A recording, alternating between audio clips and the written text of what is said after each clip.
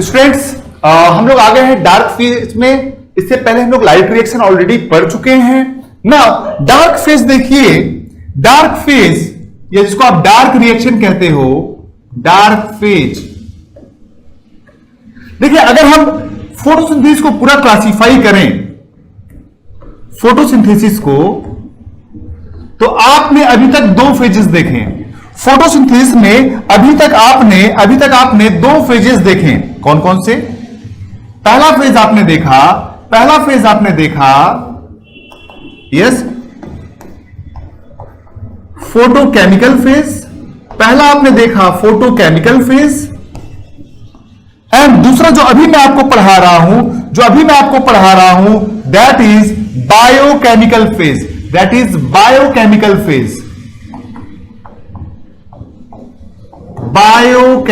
Phase. Now ये जो biochemical phase है, यहां पे बहुत सारा केमिकल रिएक्शंस होगा। नाउ फोटोकेमिकल फेज जो फोटोकेमिकल फेज हुआ आपका, वहां से आपने प्रोड्यूस किया यस एटीपी और NADPH2, एटीपी और NADPH2, और साथ में प्रोड्यूस किया ऑक्सीजन। ना ये जो आपका ऑक्सीजन है, ये तो इवॉल्व हो जाता है बाय मींस ऑफ स्टोमेटा के थ्रू ये बाहर आ जाता है। लेकिन ये जो दो हैं कौन? एटीपी और NADPH2, ये यूज होंगे बायोकेमिकल फेज में। ना ये बायोकेमिकल फेज जो है, ये भी फर्दर दो तरह का होता है। आप एक पढ़ोगे C3 साइकिल और एक होता है C4 साइकिल। एक होता है आपका C3 साइकिल, एक होता है C4 साइकिल। ना C3 साइकिल को ही हम लोग केल्विन साइकिल बोलते हैं। C3 साइकिल को हम लोग केल्विन साइकिल बोलते हैं, जिसका डिटेल अभी हम पढ़ेंगे। और C4 साइकिल को हम लोग हैच-एंड-स्लैक साइकिल भी बोलते हैं। हैच-एंड-स्लैक साइकिल भी बोलते हैं क्योंकि हैच-एंड-स्लैक ने डिस्कवर किया था हैच-एंड-स्लैक साइकिल। ना एक बात आप ध्यान दीजिएगा, C4 साइकिल क्या है? Actually C4 cycle nothing but C3 plus modification के साथ है C3। ओके, मॉडिफिकेशन के साथ है C3। क्या मॉडिफिकेशन है वो हम देखेंगे। दैट मींस चाहे C3 हो चाहे C4 हो, C3 जो साइकिल होता है वो सारे प्लांट में होता है। That means Calvin cycle occurs in all photosynthetic plant. Kelvin cycle occurs in all photosynthetic plant, सभी फोटोसिंथेटिक प्लांट में केल्विन साइकिल होता है। ओके, एक बार फिर से रिपीट कर लीजिए। फोटोसिंथेसिस में दो फेजेस, फोटोकेमिकल, बायोकेमिकल। फोटोकेमिकल में प्रोड्यूस हुआ एटीपी NADPH2 जो कि यूज होगा बायोकेमिकल फेज में, O2 इवॉल्व हो जाएगा। बायोकेमिकल फेज फर्दर दो तरह का, C3 C4 साइकिल। C3 को केल्विन साइकिल बोलते हैं, C4 को हैच-एंड-स्लैक साइकिल बोलते हैं। ना केल्विन साइकिल अकर इन सभी प्लांट में, क्योंकि C4 साइकिल क्या है? C3 cycle plus modification. Okay, ये देखिए एक डायग्रामेटिक रिप्रेजेंटेशन है। लाइट रिएक्शन में हुआ जहां पे पिगमेंट्स इन्वॉल्व होते हैं और लाइट रिएक्शन का प्रोडक्ट यहां पे यूज होगा। Now CO2 will be utilised in the dark phase, in the dark reaction. Okay, चलें। Now why this dark phase is called as dark reaction? Why this dark phase is called as dark reaction? Dark phase. Now, dark phase does not utilize light directly. Does not utilizes light directly.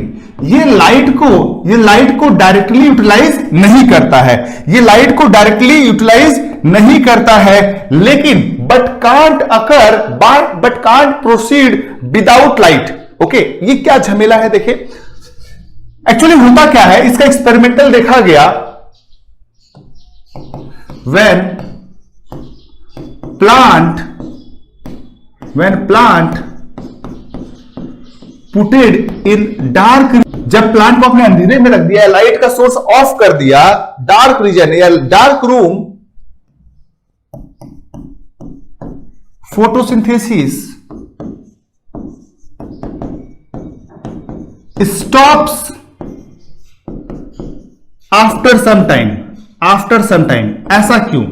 ऐसा इसलिए क्योंकि जो आपका dark phase है, okay, ये आपका जो Calvin cycle है, इसमें प्रोडक्ट यूज होता है एटीपी और NADPH2।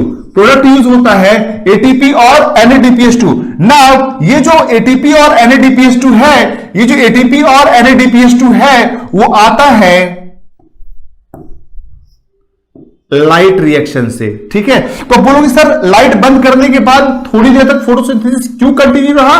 क्योंकि लाइट रिएक्शन थोड़ा एडवांस होता है, कुछ अमाउंट ऑफ एटीपी और NADPH2 था, इसलिए थोड़ी देर तक लाइट डार्क रिएक्शन हुआ, उसके बाद बंद हो गया। यहां पे आपने देखा डार्क रिएक्शन थोड़ी देर के लिए कंटिन्यू हो रहा है, in absence of light. That means ये इंडिकेट ये कर रहा है for dark reaction to happen presence of light जरूरी नहीं है, but product of light reaction जरूरी है। दैट मींस अगर एटीपी NADPH2 आप अलग से दे देते हैं और लाइट बंद कर देते हैं, सन गायब कर देते हैं, तो भी फोटोसिंथेसिस होता है। सर आप क्या कहना चाह रहे हो, समझ में नहीं आ रहा, जरा ये आप समझो। ये आपने टेस्ट ट्यूब लिया, यहां पे आपने ले लिया रिएक्टेंट ऑफ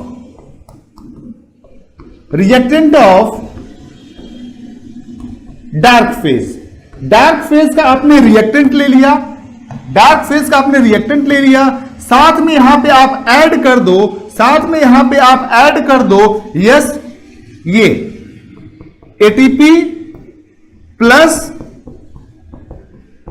NADPH2 अलग से अगर आप ये ऐड कर देते हो, then photosynthesis can occur without light. तो ये क्या इंडिकेट कर रहा है? ये इंडिकेट ये कर रहा है भाई, for dark reaction light is not necessary, but product of light reaction is necessary.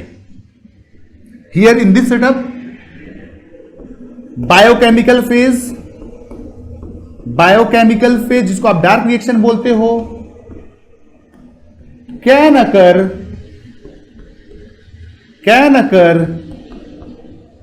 Without light, क्योंकि आपने product of light reaction already इनको दे दिया है, ठीक है। नाउ अब इसका थोड़ा हम डिटेल पढ़ते हैं, ठीक है। सबसे पहले हम लोग डिस्कशन करेंगे अबाउट द केल्विन साइकिल, ठीक है। नाउ केल्विन साइकिल पढ़ने से पहले केल्विन साइकिल जो है, इसको हम लोग C3 साइकिल भी बोलते हैं, also called as.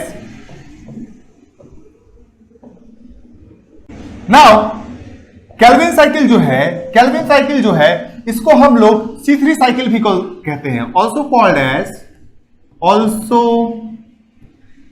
As C3 cycle. क्यों कहते हैं भाई C3 साइकिल? C3 साइकिल इसको इसलिए कहते हैं फर्स्ट स्टेबल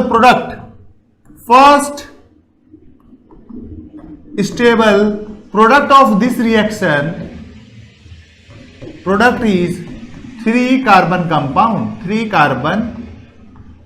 कंपाउंड, और उस कंपाउंड का नाम क्या है? उस कंपाउंड का नाम है PGA, फॉस्फोग्लिसरिक एसिड। कंपाउंड का नाम है फॉस्फोग्लिसरिक एसिड। ना एक बात और आप ध्यान दीजिए, इसको हम लोग केल्विन साइकिल क्यों कहते हैं? क्योंकि it was discovered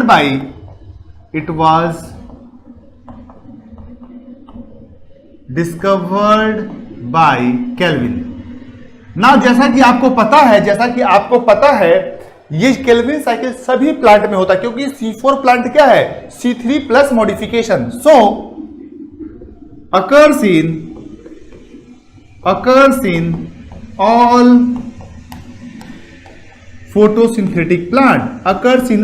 photosynthetic plant। ना दूसरा क्वेश्चन आता है, इसका साइट कहां है? साइट कहने का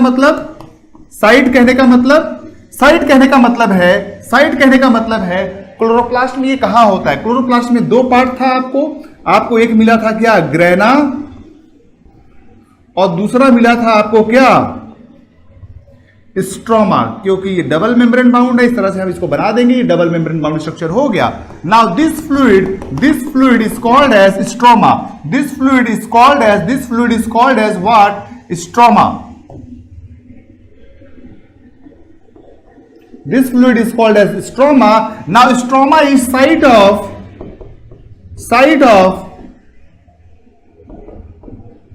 Calvin cycle, या बोल सकते हो साइट ऑफ C3 साइकिल, या बोल सकते हो साइट ऑफ डार्क रिएक्शन, या बोल सकते हो site of biochemical phase.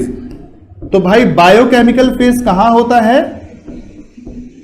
Yes, किसके अंदर? स्ट्रोमा के अंदर। ना क्यों भाई स्ट्रोमा के अंदर ही क्यों, थैलाकोइड के अंदर क्यों नहीं? Because stroma has a very special enzyme, stroma has a special enzyme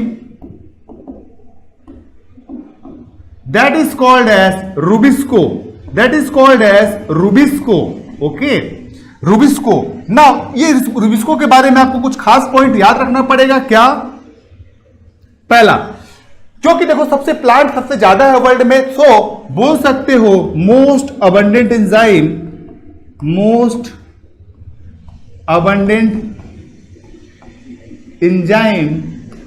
on earth, it's most abundant enzyme on earth. दूसरा, इसका दो एक्टिविटी है, रूबिस्को का दो एक्टिविटी है, एक तो CO2 फिक्सेशन करता है, दूसरा ऑक्सीजनेस का काम करता है। So it's a dual role enzyme, इसका डुअल रोल होता है। क्या क्या डुअल रोल है? पहला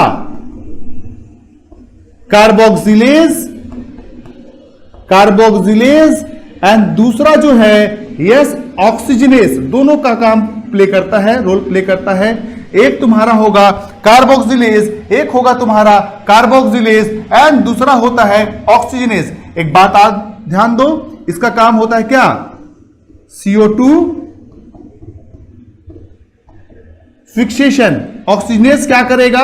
यहां पे एक और स्टेप होता है that is called as photo respiration, उसके बारे में हम डिटेल में डिस्कशन करेंगे, लेकिन पहले थोड़ा सा और डिटेल इसके बारे में देख लीजिए। नाउ जब ऑक्सीजनेस काम करेगा तब ये फोटो रेस्पिरेशन करेगा। एक बात और आप ध्यान दीजिए, कब ये कार्बोक्सिलेज का काम करता है? जब CO2 कंसंट्रेशन बहुत ज्यादा होता है O2 से, तब ये कार्बोक्सिलेज का काम करता है। वही रिवर्स है, जब O2 कंसंट्रेशन ज्यादा होता है CO2 से, तब ये ऑक्सीजनेज का काम करता है। अभी आप फिलहाल कार्बोक्सिलेज पे फोकस करिए, ऑक्सीजनेज हम लोग बाद में देखेंगे, ठीक है? फोटो रेस्पिरेशन में देखेंगे क्या चीज होता है। ओके, चले, पूरा अभी तक मैंने आपको क्या क्या पढ़ा एक बार फिर से आप देख लीजिए। हमने अभी तक आपको पढ़ा दिया है yes Calvin cycle, yes Calvin cycle को नाउ केल्विन साइकिल को हम लोग और किस नाम से जानते हैं? It is also called as what? C3 cycle. क्यों C3 साइकिल बोलते हैं? क्योंकि पहला स्टेबल कंपाउंड जो है कौन है? फॉस्फोग्लिसरिक एसिड है, और वो 3 कार्बन कंपाउंड है। वो क्या है बोलो? 3 कार्बन कंपाउंड है। Now it was discovered by, किसने डिस्कवर किया था? केल्विन, इसीलिए इसको हम लोग क्या बोलते हैं? केल्विन साइकिल बोलते हैं। ओके, चले। Now occurs in the all photosynthetic plant, सभी फोटोसिंथेटिक प्लांट में ये होता है। अगर इसकी साइट की बात करें, साइट कहां है? स्ट्रोमा में होता है। स्ट्रोमा में यस, इसको C3 साइकिल बोल सकते हो, डार्क रिएक्शन बोल सकते हो, या बायोकेमिकल फोर्स। ये जो मैं मार्क कर रहा हूं ये सारा का सारा MCQs है। नाउ इसके लिए एक स्पेशल एंजाइम्स होता है, कौन सा? Yes rubisco. ये मोस्ट अबंडेंट एंजाइम है ऑन द अर्थ। इसका डुअल रोल होता है, क्या क्या? कार्बोक्सिलेज, दूसरा ऑक्सीजनेज। कार्बोक्सिलेज मतलब CO2 कंसंट्रेशन ज्यादा O2 से, फोटो रेस्पिरेशन कब करेगा? ऑक्सीजनेज कब करेगा? जब O2 कंसंट्रेशन ज्यादा होगा CO2 से। Is it clear to everyone? यहां तक क्लियर है? नाउ चलिए आगे हम देखते हैं details of Calvin cycle.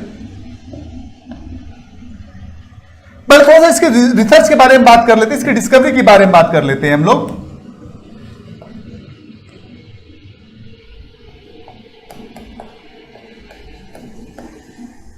Discovery of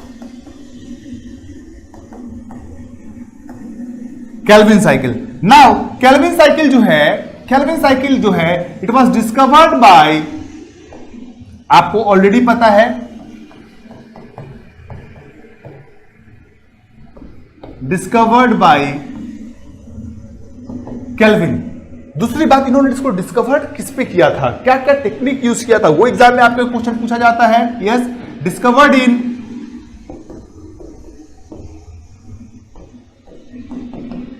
chlorella. Chlorella जो है एक ग्रीन एल्गा है जो इन्होंने एक्सपेरिमेंटल मटेरियल यूज किया था, ग्रीन एल्गी, जिसको इन्होंने एज एक्सपेरिमेंटल मटेरियल यूज किया था। सेकेंड पॉइंट, he used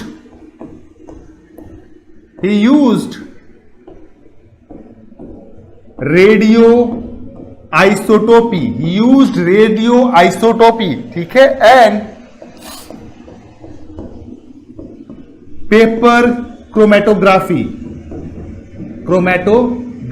ये क्या चीज है देखें, रेडियो आइसोटोपी मतलब इन्होंने रेडियो एक्टिव ना, ये जो रिएक्शन बन रहा है C3 3 कार्बन का, 4 कंपाउंड का, जो भी कंपाउंड बन रहा है, 6 कार्बन कंपाउंड जो बन रहा है, 5 कार्बन कंपाउंड जो बन रहा है, इसका स्ट्रक्चर पहचाना इन्होंने कैसे, इन्होंने यूज किया यस एक technique, that technique is called as radio isotopy. Radio isotopy में इन्होंने जो यूज किया वो है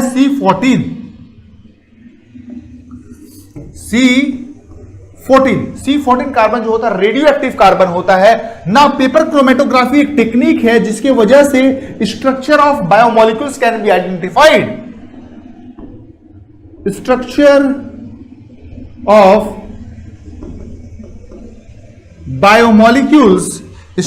of biomolecules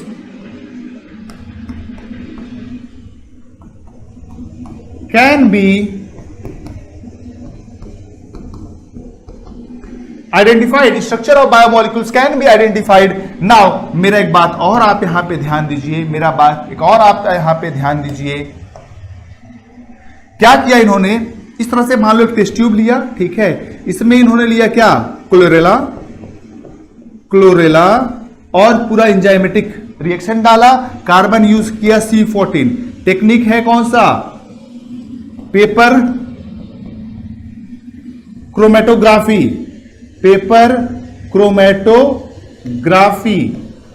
that means radio active. उसके बाद कुछ सेकंड पे रोककर, फ्रैक्शंस ऑफ सेकंड रोककर उन्होंने सारा साइकिल को स्टडी किया। तो इन्होंने देखा पहले 3 कार्बन कंपाउंड बन रहा है, फिर तुम्हारा बन रहा है 6 कार्बन कंपाउंड बन रहा है, ठीक है, फिर यहां पे 5 कार्बन कंपाउंड।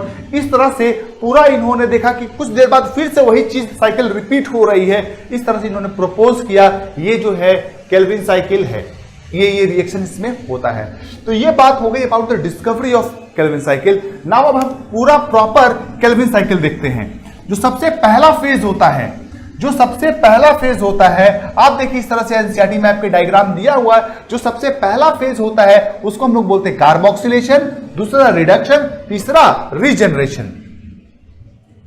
तो इसको दोबारा भी हम लोग देखेंगे। Phases of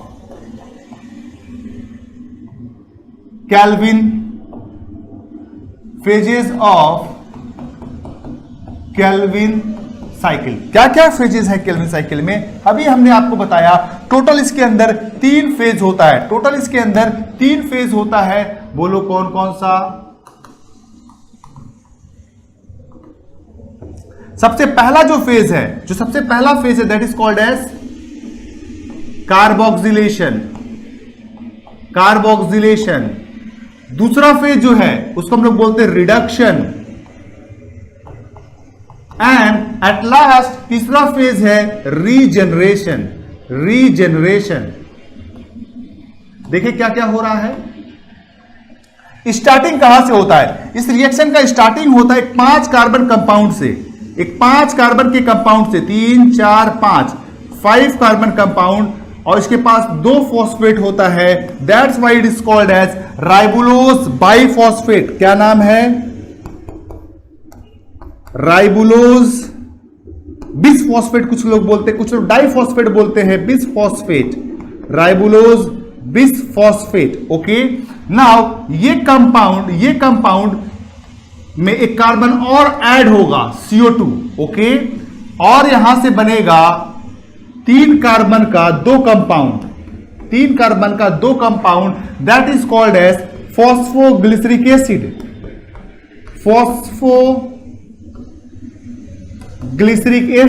phosphoglyceric acid. ना एक बात आप ध्यान दीजिएगा, यहां पे जो एंजाइम होता है राइबोलोज बिसफॉस्फेट कार्बोक्सिलेज होता है, कार्बोक्सिलेज। दैट मीन्स आप बोल सकते हो रूबिस्को, लेकिन इस एंजाइम का कार्बोक्सिलेज वाला पार्ट जो है वो काम करता है। नाउ यहां पे क्या हो रहा है, दैट मीन्स कार्बोक्सिलेशन रिएक्शन में क्या हो रहा है, यस CO2 फिक्सेशन, क्या हो रहा है यहां पे, CO2 फिक्सेशन हो रहा है, ठीक है। नाउ CO2 को एक्सेप्ट कर रहा है कौन, RUBP, जो कि 5 कार्बन कंपाउंड था। तो जो पहला 6 कार्बन कंपाउंड, आप बोलोगे सर यहाँ पे 6 कार्बन कंपाउंड बनना चाहिए था, जी बिल्कुल आप सही बोल रहे हो, 6 कार्बन कंपाउंड बनता भी है, लेकिन वो अनस्टेबल होता है और ब्रेक हो जाता है 3 कार्बन के 2 कंपाउंड में, ठीक है। नाउ ये देखिए, अगर इसमें से पूछा जाए इन तीनों में से मोस्ट क्रूशियल स्टेप कौन सा है, तो this is the what most crucial steps, this is what most crucial step, ठीक है। ये आपका मोस्ट क्रूशियल स्टेप है या मोस्ट इंपॉर्टेंट स्टेप है। नाउ अब देखें, ये हो गया एंजाइम इन्वॉल्व कौन सा इसमें, एंजाइम रूबिस्को। नाउ फिर यहां पे आप देखें रिडक्शन फेज स्टार्ट हो रहा है। रिडक्शन फेज में क्या होगा, ये जो आपका फॉस्फोग्लिसरिक एसिड है, ये जो है आपका फॉस्फोग्लिसरिक एसिड, ये कन्वर्ट हो जाएगा फॉस्फोग्लिसरल्डिहाइड में, ये कन्वर्ट हो जाएगा फॉस्फोग्लिसरल्डिहाइड में, साथ में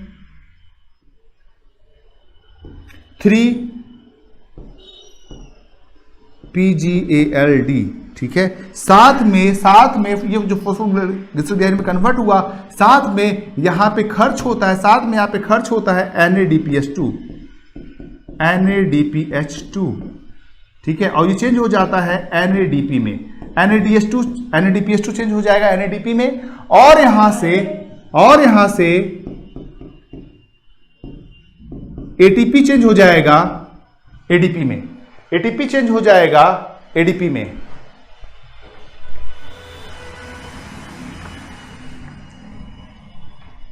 नाउ ATP चेंज हो जाएगा ADP में, ठीक है। नाउ तो यहां पे फॉस्फोग्लिसरिक एसिड कितना था, 2 मॉलिक्यूल, तो यहां पे भी बनेगा 2 मॉलिक्यूल। तो ये जो ATP और NADPH2 लग रहा है, ये भी कितना मॉलिक्यूल लगेगा, 2 molecule. That means one round of Calvin cycle में 2 NADPH2 और 2 ATP यहां पे कंज्यूम हो गया, ठीक है। नाउ अब देखो, ये फर्दर प्रोसीड करेगा। नाउ दिस फेज, ये तो आपका क्या हो गया, कार्बोक्सिलेशन, ये स्टेप क्या हो गया आपका, कार्बोक्सिलेशन। नाउ ये वाला जो फेज हो गया आपका यहां से लेकर यहां तक, this is called as reduction, यहां से हो गया क्या, रिडक्शन।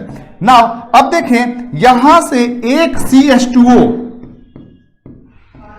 बाहर निकल जाएगा, CH2O बाहर निकल जाएगा, ठीक है। ये एक राउंड की बात कर रहे हैं, एक ग्लूकोज प्रोड्यूस करने में केल्विन साइकिल का 6 राउंड होता है, ठीक है। अगर आप फॉर्मूला देखिए ग्लूकोज का C6H12O6, अगर इसको डिवाइडेड बाय 6 करोगे तो क्या आ जाएगा, C1H2O। तो यहां से CH2O बाहर निकला, यहां पे बन जाएगा RUMP। अब राइबोलोज मोनोफॉस्फेट जो है, अगेन यहां पे ATP खर्चा होगा और बन जाएगा ADP, ठीक है। नाउ दिस फेज में क्या हुआ, RUBP जो था वो रीजनरेट हुआ, that's why this phase is called as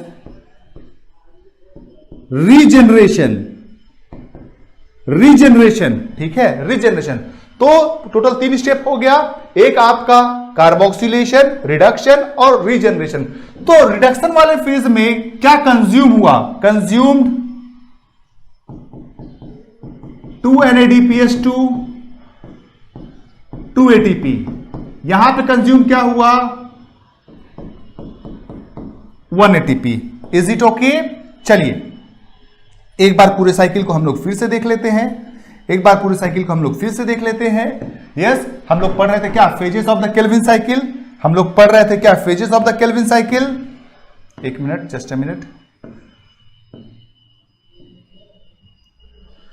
okay, तो हम पढ़ रहे थे यस phases of the Kelvin cycle. क्या क्या फेज होता है? 3 फेजेस होता है। एक कार्बोक्सिलेशन है, एक आपका रिडक्शन है, एक आपका यस रिडक्शन है, एंड एक है आपका क्या रीजनरेशन। ना कार्बोक्सिलेशन में क्या होता है? यहां पे CO2 का फिक्सेशन होगा। कार्बोक्सिलेशन में क्या होगा? यस RUBP जो होता है वो CO2 को एक्सेप्ट करता है और बन जाता है 3 कार्बन के 2 कंपाउंड में, that is called as phosphoglyceric acid. फिर यहां पे क्या हो जाएगा रीजनरेशन में NADPH2 कंज्यूम होगा, ATP कंज्यूम होगा, बनेगा PCLD, यहां से CH2O बाहर, फिर आ जाएगा रीजनरेशन राइबोलोज मोनोफॉस्फेट में अगेन ATP लगेगा और इस तरह से आपका रीजनरेट हो जाएगा। इस तरह से आपका 1 round of Calvin cycle complete होता है। लेकिन आपको ध्यान देना होगा कि एक राउंड ऑफ केल्विन साइकिल से हमारा काम नहीं बनेगा। हमें और केल्विन साइकिल्स के स्टेप चाहिए होंगे। सो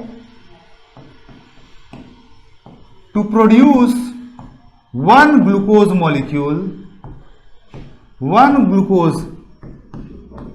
मॉलिक्यूल 6 राउंड्स ऑफ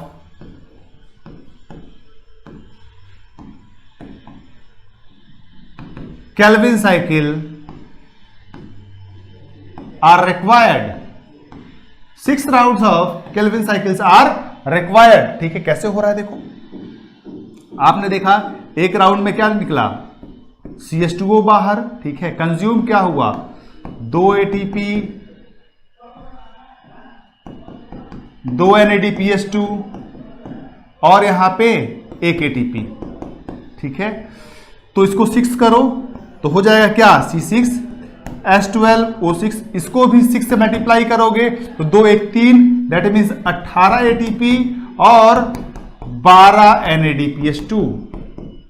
ये रिक्वायर्ड होता है फोटोसिंथेसिस। आपसे एग्जाम में क्वेश्चन पूछेगा फोटोसिंथेसिस के लिए कितना ATP रिक्वायर्ड होता है, कितना NADPH2 रिक्वायर्ड होता है, तो 18 ATP और 12 NADPH2 इज रिक्वायर्ड। ठीक है ना, एक बात ध्यान दीजिए, आप केल्विन साइकिल जो है डायग्राम जो आपका एनसीईआरटी में दिया हुआ एक बार उसको भी आप देख लें ताकि आपसे गलती ना हो।